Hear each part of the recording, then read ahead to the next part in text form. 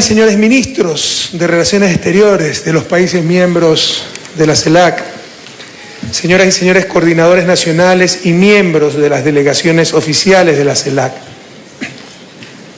señoras y señores representantes de los poderes y funciones del Estado, señor Ernesto Samper, secretario general de la Unión de Naciones Suramericanas, muchas gracias por prestarnos su casa. Señoras y señores representantes de los organismos internacionales, señor Gustavo Baroja, prefecto de la provincia de Pichincha, señoras y señores asambleístas del Ecuador y de la Patria Grande, nos están visitando asambleístas de 17 países de la región. Señoras y señores ministros, secretarios de Estado y autoridades del Gobierno Nacional, señoras y señores representantes de las organizaciones sociales, señoras y señores representantes de los gobiernos autónomos descentralizados y juntas parroquiales, señoras y señores representantes de los medios de comunicación social, internacionales y nacionales, y sobre todo, queridos pueblos de Latinoamérica y el Caribe, queridos hermanos de la Patria Grande, bienvenidas, bienvenidos, todas y todos, a Quito, capital del Ecuador, primer patrimonio cultural de la humanidad, que los recibe con los brazos abiertos y el cariño de todos los ecuatorianos. Nos encontramos en la latitud cero, en la mitad del mundo, como habrán visto, uno de los lugares de mayor luminosidad del planeta, donde en los equinoccios solares el 21 de marzo y 21 de septiembre, a las 12 del día no existe sombra. Este es el sitio sagrado de nuestros pueblos andinos, lugar de tributo y agradecimiento al Taita Inti, el dios sol de nuestros ancestros. Agradecimiento por las cosechas recibidas, por la semilla germinada, por la vida gestada. Nos encontramos en el edificio sede de la Unión de Naciones del Sur, UNASUR, cuyo nombre es Néstor Kirchner, nombrado así en homenaje a ese gran argentino que junto a presidentes como Hugo Chávez fueron impulsores esenciales de la integración de nuestros pueblos.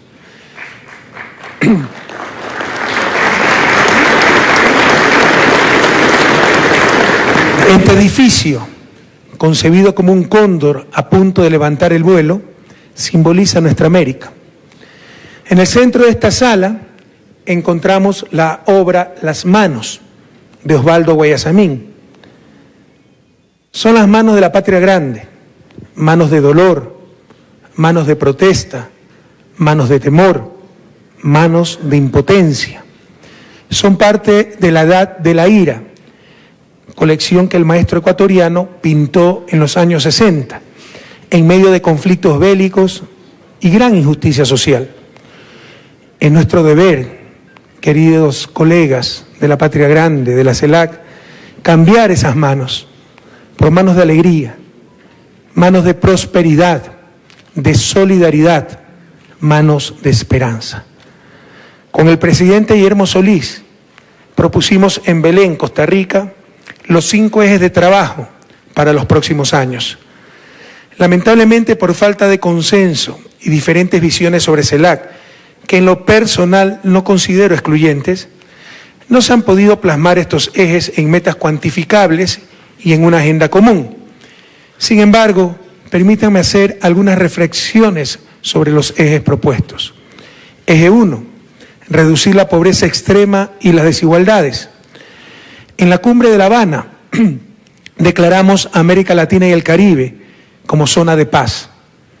Apoyamos con todo nuestro corazón al presidente Juan Manuel Santos en la búsqueda de la paz definitiva para Colombia.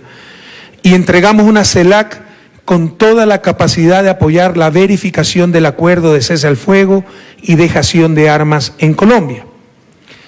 Pero la paz, queridos compatriotas de Latinoamérica y el Caribe, la paz no es solo ausencia de guerra. La paz debe ser sobre todo presencia, presencia de justicia, dignidad, de oportunidades para todos. Las respuestas a la inequidad deben ser contundentes, sin esperar una supuesta mano invisible, que por invisible nadie la ha visto. La historia nos demuestra que en la búsqueda de la justicia se requiere de manos bastante visibles, se requiere acción colectiva, de la voluntad explícita de las sociedades. Las políticas para tener una región más equitativa y disminuir la pobreza son conocidas por todos. Primero, un sistema tributario progresivo, donde el que más tiene, que pague más. Contrariamente a lo que nos dice la propaganda cotidiana, América Latina tiene 22.7% de presión tributaria, muy por debajo de los países de la OCDE, los más desarrollados del mundo, que tienen 35.3%, y pese a ser mucho más equitativos que en nuestra región. Segundo, que ese ingreso tributario sirva para financiar a través de un adecuado gasto público igualdad de oportunidades, tales como educación y salud. Nuevamente, contrario a la propaganda, donde nos disfrazan ideología como ciencia, el tamaño del Estado, además no hay ninguna teoría que nos diga el tamaño óptimo del Estado, pero el tamaño del Estado, medido por el gasto público como porcentaje de alcanza el 29% en América Latina, en comparación con 44% de los países de la OCDE. Tercero, se trata de gobernar los mercados en función de los objetivos sociales. Debemos ser sociedades con mercado, no sociedades de mercado, donde vidas, personas y la propia sociedad se convierten en una mercancía más en función de la entelequia del mercado. Es necesario especialmente gobernar el mal llamado mercado laboral. Y mal llamado mercado laboral porque el trabajo no es una mercancía. El trabajo humano tiene un valor ético porque no es objeto, es sujeto. No es un medio de producción, es el fin mismo de la producción. Y el salario es pan, sustento, dignidad y uno de los fundamentales instrumentos de distribución, justicia y equidad. En Ecuador tenemos un salario básico que, como su nombre lo indica, es un mínimo para evitar un mal mayor, el desempleo. Pero ninguna empresa puede declarar utilidades hasta no pagar al último de sus trabajadores un salario digno, es decir, el que permita con el ingreso familiar cubrir la canasta básica de consumo. Esto nos ha ayudado a mejorar mucho la equidad y disminuir la pobreza en nuestro país. También necesitamos políticas laborales y de seguridad social regionales para no caer en el absurdo de competir entre nosotros y sacrificar a nuestros trabajadores en los altares del capital internacional. Y cuarto, para esta distribución del ingreso y la riqueza, se requiere una adecuada distribución del acervo social entre lo público y privado y dentro de lo privado. De acuerdo al reciente estudio de Oxfam, Una economía para el 1%, se llama el estudio, en el año 2015, 62 personas tuvieron la misma riqueza que 3.600 millones de personas, es decir, el 50% menos rico del mundo. ¿Cómo vamos a explicarle a las futuras generaciones una locura de esta naturaleza? En Ecuador, los recursos naturales no renovables, así como el perfil costanero y los sectores estratégicos, pertenecen al patrimonio del Estado. Pero todavía tenemos una terrible acumulación privada de los medios de producción, de la tierra y de la riqueza en general, lo cual necesariamente produce acumulación y mala distribución del ingreso.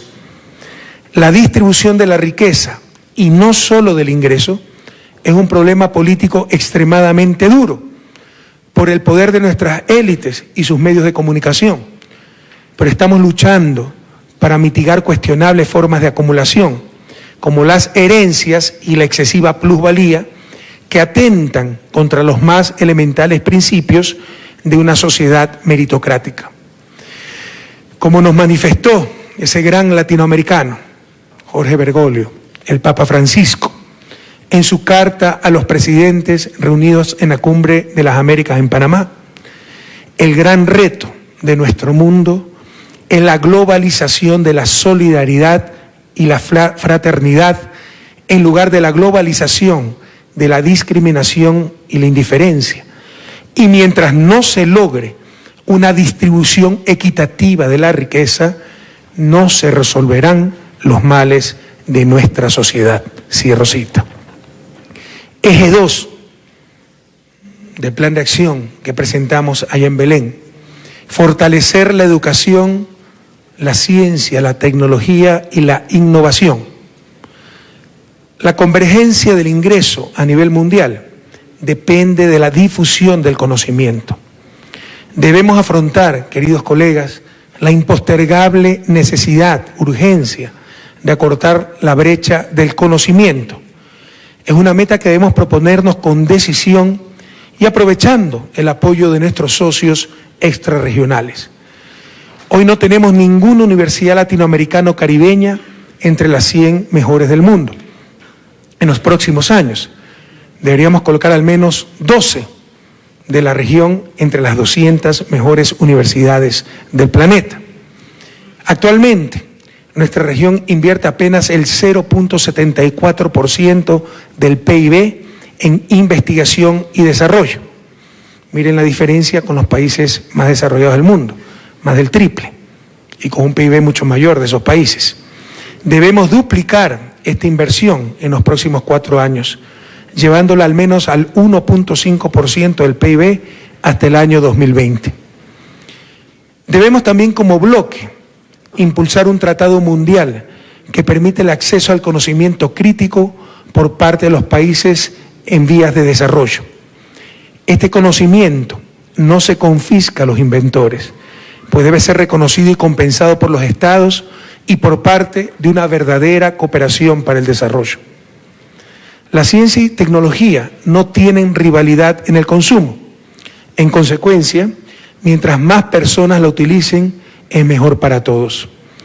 Esa es la idea central que en Ecuador hemos llamado la economía social del conocimiento, contemplada en el código llamado Ingenios, que en este momento se debate en la Asamblea Nacional. Debemos buscar una nueva forma de gestionar el conocimiento a nivel de nuestros países, pero también a nivel mundial. El tercer eje: generar consensos en relación al medio ambiente y al cambio climático. La CELAC cumplió con su compromiso asumido en la Cumbre de Belén de llevar a París la voz unida de sus 33 Estados miembros, de los 69 millones de personas que viven aún en extrema pobreza y de gran parte de los ecosistemas más vulnerables del mundo. Lamentablemente, pese a que frente a la nada lo poco parece mucho, el Acuerdo de París no garantiza una meta específica y clara de reducción de la contaminación global, ni los recursos económicos y tecnológicos para su respectiva implementación. París debe entenderse como el inicio del camino a un régimen de justicia ambiental que refleje un nuevo pacto social global donde se reconozcan los derechos de la naturaleza y se establezca una Corte Internacional de Justicia Ambiental que sancione los atentados contra esos derechos de la naturaleza y también establezca responsabilidades en cuanto a deuda ecológica y consumo de bienes ambientales. Nada justifica, nada, tan solo el poder, nada justifica que tengamos tribunales para proteger inversiones, pero no tengamos tribunales para proteger a la naturaleza. Se trata tan solo de la perversa lógica de privatizar los beneficios y socializar las pérdidas. Pero debemos estar atentos y no caer en fundamentalismos perniciosos, como el ecologismo infantil, que cree que proteger la naturaleza y superar el extractivismo es dejar de aprovechar nuestros recursos naturales no renovables. La gran diferencia en nuestra América con los países, por ejemplo, del sudeste asiático, que tuvieron que aguantar largas décadas de explotación de su fuerza laboral, Esa gran diferencia son nuestros recursos naturales, cuyo uso adecuado nos permitirá desarrollarnos con soberanía. Allende decía que el cobre es el pan de Chile, que unos cuantos fundamentalistas con sus ONG extranjeras no nos roben ese pan. También abunda un indigenismo infantil que pretende hacernos creer que el buen vivir es la premodernidad y que la miseria es parte del folclore. La mayoría, la inmensa mayoría de los indígenas no rechaza la modernidad que ciertas ONGs e instancias internacionales se han dedicado a satanizar, sino que más bien buscan estar incluidos en la cosecha de sus frutos. Es importante no caer presos de aquella vieja infantilización occidental, racista y neocolonial del buen salvaje y, por supuesto, del rechazo a la modernidad. El desafío de nuestros pueblos ancestrales es superar la pobreza sin perder su identidad. Este indigenismo infantil también promueve el paternalismo. Es indudable que nuestros indígenas han sido víctimas de las peores injusticias, pero eso no les da supremacía moral sobre los no victimizados, no los exime de responsabilidad sobre su situación actual, ni les da todas las respuestas, ni tampoco los convierte en referencia del buen vivir. El eje 4, gestionar el financiamiento para el desarrollo con énfasis en infraestructura y conectividad. La CEPAL estima que la región requiere invertir en infraestructura el 6.2% del PIB regional. Esto significa cerca de 320.000 millones de dólares anuales hasta el 2020. Sin embargo, en el último decenio solo se invirtió el 2.7%, es decir, menos de la mitad. Mucha de esa infraestructura no la pueden proveer nuestros sectores privados o no les interesa por no tener retornos financieros, aunque sí sociales. Por ello, la inversión pública es fundamental. Son muchas las restricciones que enfrentamos como países en vías de desarrollo, pero sin duda la principal es la externa. Demasiada inversión, así sea para bienes transables, en el corto plazo genera déficits externos. Es la trampa del subdesarrollo que debemos superar. No podemos invertir por no tener productividad y no tenemos productividad por no poder invertir. Por ello debe haber adecuado financiamiento para el desarrollo. Pero también debemos resolver contradicciones propias de la región. Mientras América Latina y el Caribe tienen depositados $1 billón de nuestros recursos en el primer mundo, seguimos dependiendo de préstamos externos, inversiones extranjeras y de cooperación sin ningún impacto estructural. Por eso, a nivel de UNASUR, llevamos años trabajando en una nueva arquitectura financiera regional compuesta por un banco de desarrollo, un fondo común de reservas y un sistema de compensaciones para el comercio internacional. El traer nuestras reservas, juntarlas y administrarlas adecuadamente para financiar el desarrollo constituye un imperativo del sentido común. También debemos superar trampas ideológicas de las finanzas públicas, como el caso del déficit fiscal y la inversión pública. Se observan absurdos como considerar la inversión como un gasto más. La inversión crea activos, por ejemplo una hidroeléctrica, pero no se registra su valor, aunque sí se registra la deuda adquirida para la construcción de la hidroeléctrica. Así, la inversión genera falsamente un déficit, al no registrarse los activos, pero sí los pasivos. Esto nos lleva a suponer que todo ha sido pérdida y se convierte en una trampa ideológica para satanizar todo gasto público. Finalmente, adecuada inversión extranjera es altamente deseable para la región, pero dentro de una relación entre estados y transnacionales justa y equilibrada, que posibilite el beneficio mutuo, el respeto de los derechos humanos y de los derechos de la naturaleza. Otra de nuestras principales propuestas es la creación de centros de arbitraje para nuestra región, que eviten ese atentado a nuestras soberanías que constituyen los actuales tratados bilaterales de inversión, donde todo está en función del capital, no en función de nuestros pueblos, no en función de nuestros estados. Todo está en función del capital, y los tribunales están compuestos por árbitros ad hoc vinculados a las propias transnacionales. El eje 5, desarrollar y potenciar nuestro papel como bloque regional. Este eje lo considero el más importante, porque el mundo del futuro será un mundo de bloques. Ecuador no tiene temor a pensar, a proponer, a soñar e incluso equivocarse. Creemos que CELAC, en el mediano plazo, debe reemplazar a una OEA, Organización de Estados Americanos, que jamás funcionó adecuadamente, pero que hoy es más anacrónica que nunca. Fidel la llamó acertadamente el Ministerio de las Colonias. Necesitamos un organismo latinoamericano y caribeño capaz de defender los intereses soberanos de sus miembros. La OEA nos alejó de ese propósito reiteradamente. Por ejemplo, cuando expulsó a Cuba de su seno en 1962, o 20 años después, en la Guerra de las Malvinas de 1982, cuando se destrozó, se atropelló el Tratado Interamericano de Asistencia Recíproca, TIAR, que exigía una respuesta continental frente a una agresión militar externa a uno de los miembros de la OEA. ¿Por qué tenemos que discutir nuestros problemas en Washington? ¿Cómo se puede sostener la irracionalidad de que la sede de la Organización de Estados Americanos esté en el país del criminal bloqueo a Cuba, y que bloqueo que incumple abiertamente la Carta Interamericana Fundacional de la OEA? Como lo dijimos en la Cumbre de las Américas de Panamá, la realidad es que necesitamos un nuevo sistema interamericano. Debemos entender que las Américas al norte y al sur del Río Bravo son diferentes y debemos conversar como bloques.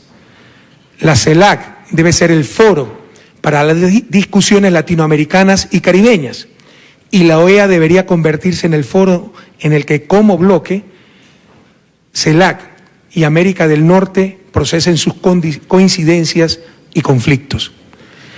También necesitamos un sistema nuevo de derechos humanos latinoamericano y caribeño, sin dobles estándares ni distorsiones geopolíticas.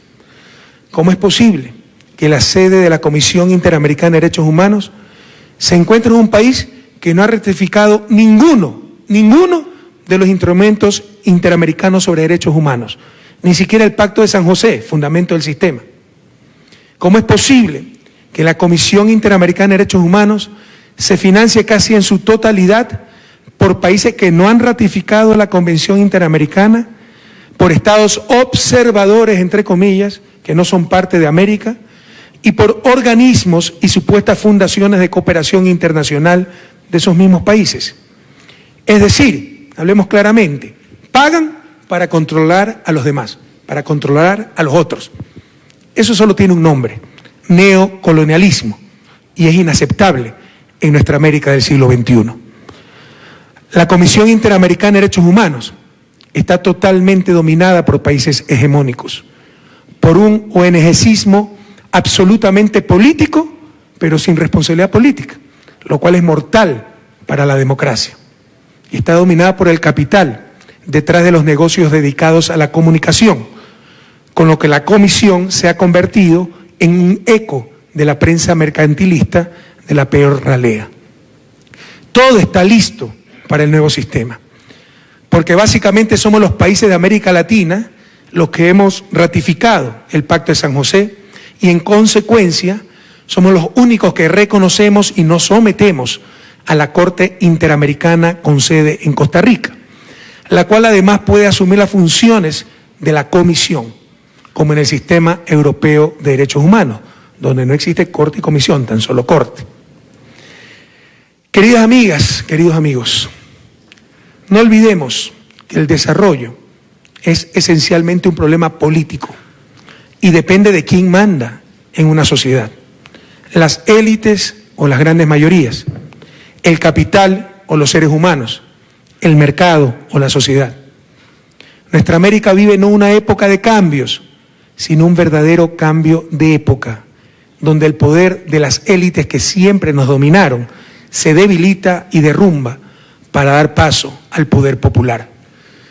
Siempre será mucho más lo que nos una que lo que nos separe. Existe una coincidencia entre todos nosotros en torno a los principios que defendemos: la primacía del derecho internacional, la democracia y la autodeterminación de los pueblos, la defensa de los derechos humanos, la búsqueda del desarrollo humano sostenible.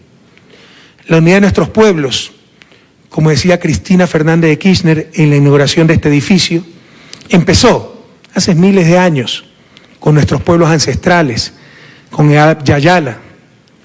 Hoy enfrentamos tiempos difíciles. La tecnocracia dice que se acabó lo que llaman el superciclo de las commodities o de los commodities. Después de una década extremadamente exitosa, la región tiene más dificultades para crecer, generar empleo, disminuir la pobreza, garantizar derechos, pero hay grandes capacidades acumuladas y contamos con los más valiosos recursos: la voluntad de nuestros pueblos y nuestra unidad. En la demora está el peligro, decía el gran Eloy Alfaro. No hay tiempo que perder. Bienvenidos y que esta cuarta cumbre de la CELAC sea todo un éxito. Muchas gracias.